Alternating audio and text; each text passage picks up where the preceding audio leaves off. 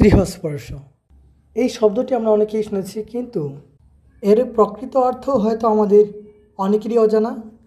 তাই গৃহস্পর্শ কী এবং গৃহস্পর্শকালে গৃহস্পর্শ শুভ না অশুভ, কখন গৃহস্পর্শ হয়, গৃহস্পর্শকালে বা গৃহস্পর্শ যোগে কী করলে বিশেষ ভালো হয়, গৃহস্পর্শকালে বিশেষ যাত্রা আদি করা যায় কি না, এই সকল প্রশ্নের উত্তর জানতে অবশ্যই আজকের এই ভিডিওটি শেষ পর্যন্ত দেখার চেষ্টা করবেন। ভালো লাগলে লাইক করবেন, তার সঙ্গে শেয়ার করবেন, প্রশ্ন থাকলে অবশ্যই কমেন্ট করবেন, আর নতুন থাকলে অবশ্যই ধর্ম সংস্কার চ্যানেলকে সাবস্ক্রাইব করে রাখবেন পরবর্তী ভিডিওগুলোর যথাসময়ে আপডেট পাওয়ার জন্য।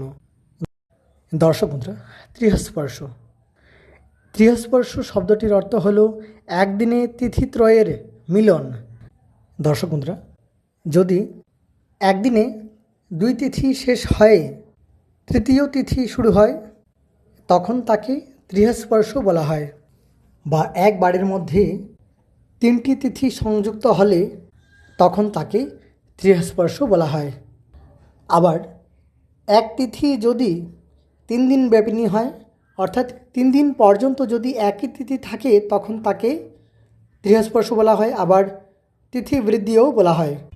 তবে এতদ্দেশে একদিনে বা একবারে দুই তিথি শেষ হয়ে তৃতীয় তিথির মিলনকেই গৃহস্পর্শ বলা হয়।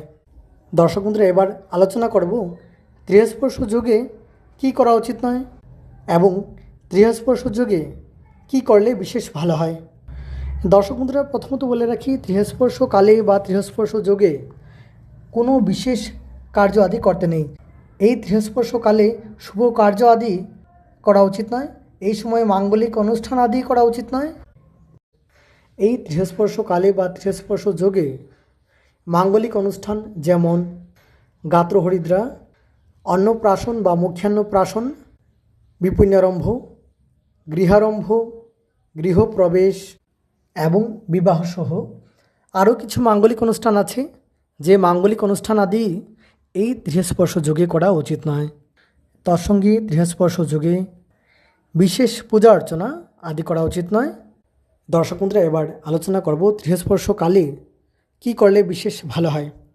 দর্শক বন্ধুরা, গৃহস্পর্শ যোগে স্নানদানে বিশেষ শুভফল প্রাপ্ত হয়।